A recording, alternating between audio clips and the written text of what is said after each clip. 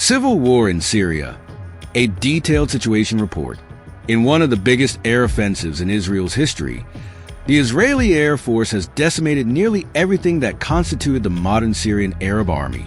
Their strikes have wiped out the Syrian Navy, Air Force, air defense systems, missile depots, intelligence agencies, everything that sustains a modern military, except for tanks, infantry fighting vehicles, and artillery. These are the remnants of a once formidable army. Simultaneously, the Israeli forces have crossed the border into the Golan Heights, establishing a buffer zone while securing key territories. This marks a significant shift in the ongoing Syrian civil war, as the country descends deeper into chaos.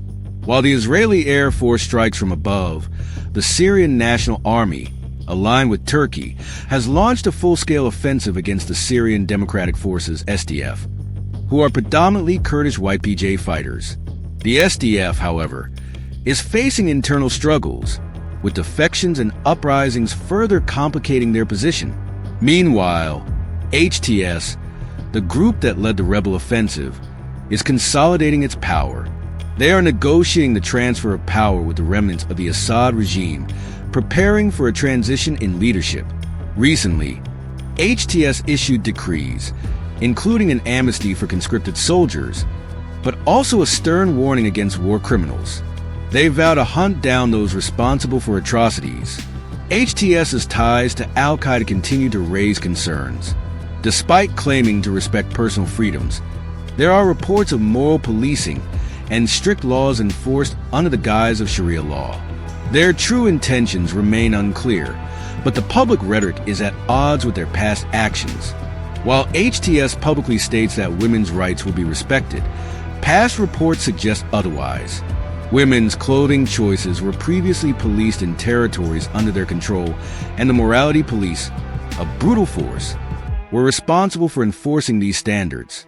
It remains to be seen whether this shift in rhetoric reflects a real change.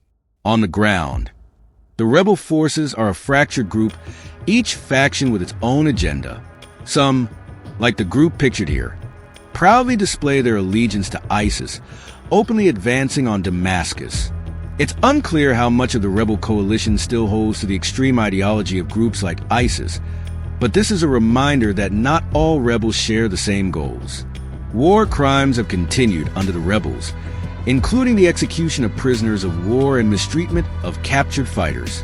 Reports have emerged of SDF soldiers being executed in hospitals, wounded and unarmed, and civilians being subjected to violence in territories held by the Syrian National Army. The SNA, backed by Turkey, is increasingly using this conflict to expand their influence, targeting Kurdish fighters with brutal tactics.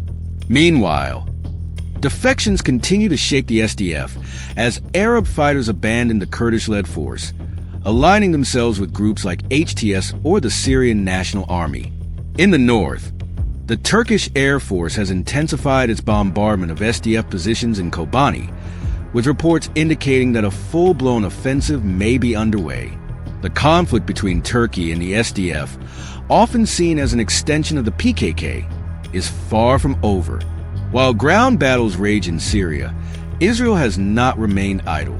The Israeli armed forces have established a buffer zone in southern Syria, advancing as far as 20 kilometers from Damascus. They have also destroyed most of Syria's military assets, airfields, air defense systems, missile depots, and even parts of the Navy. The Israeli air campaign, one of the largest in their history, has left Syria's military in ruins. The once formidable Syrian Air Force has been rendered inoperable, and their missile defense systems, vital to their survival, are now gone. But the Israelis have not just focused on Syria's military. They've ensured that nothing capable of posing a threat remains.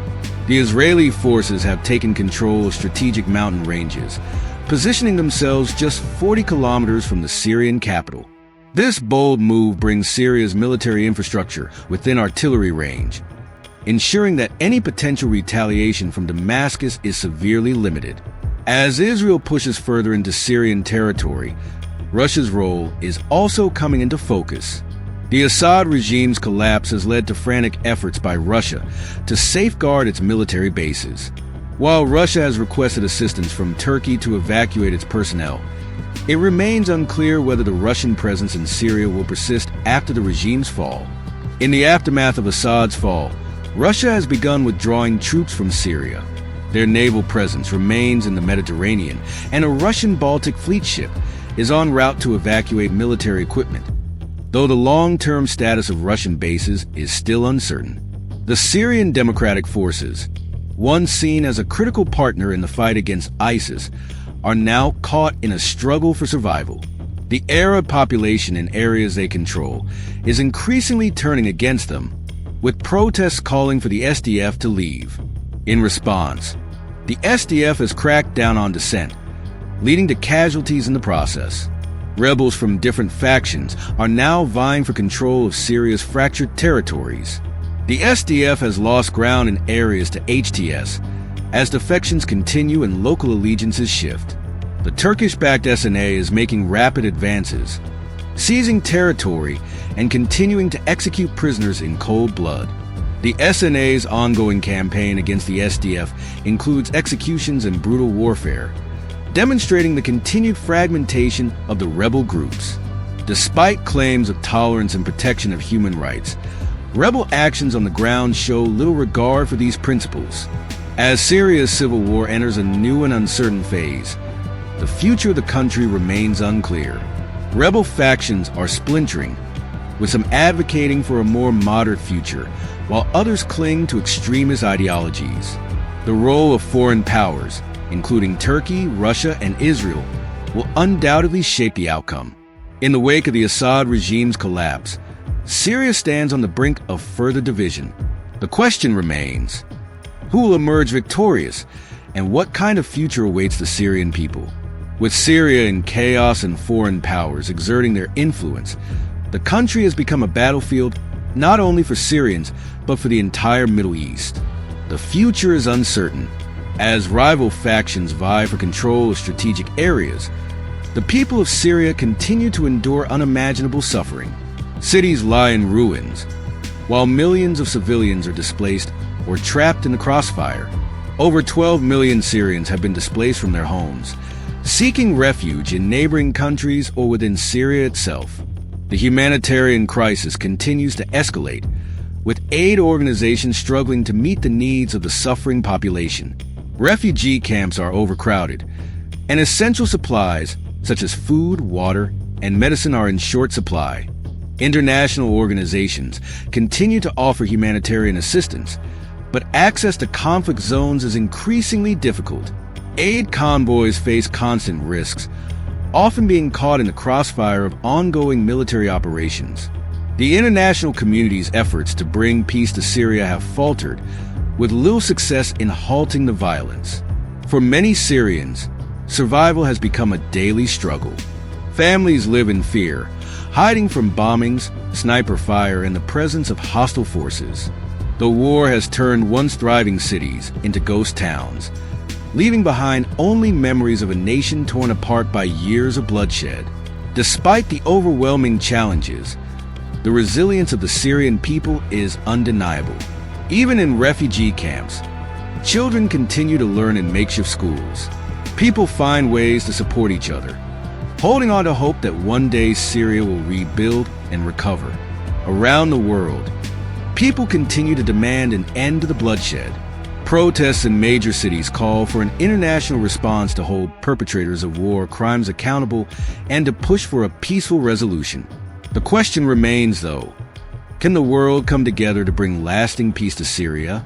Diplomatic efforts to end the Syrian conflict have been ongoing, with various international actors attempting to broker ceasefires and peace agreements. However, distrust and competing interests between world powers have hindered any meaningful progress. The Assad regime, backed by Russia and Iran, continues to reject compromise, while opposition forces are deeply fractured. The United Nations has held numerous sessions to address the situation in Syria, but achieving a comprehensive peace deal remains elusive. With each passing day, the stakes grow higher, and the prospects of rebuilding Syria seem more distant. The scars of war are evident across the Syrian landscape. Cities like Aleppo, once cultural hubs, have been reduced to rubble. Reconstruction efforts will take decades, and with the country still deeply divided, it's unclear how the international community can effectively contribute to Syria's future. Yet, amidst the devastation, there is a glimmer of hope. Syrians, whether in their home country or abroad, are slowly beginning to rebuild their lives, community by community. Grassroots efforts to restore basic services and infrastructure are gaining momentum. While the path to recovery is long, these efforts show the enduring spirit of the Syrian people. For the children of Syria, the dream of a peaceful future is a beacon of hope. Despite the turmoil they've experienced, they remain the country's future. Education, however limited, continues to be a crucial part of rebuilding Syria's future generation, but only if the violence comes to an end. As Syria enters its 10th year of conflict, the question persists: will peace ever return to this fractured land? Will the wounds of the past ever heal? The future remains uncertain, but what is clear is that the Syrian people will continue to fight for their homeland, their families, and a better future for the generations to come. This has been an in-depth look at the ongoing conflict in Syria. As the world watches, we can only hope that the coming years bring peace, justice, and healing to this war-torn land.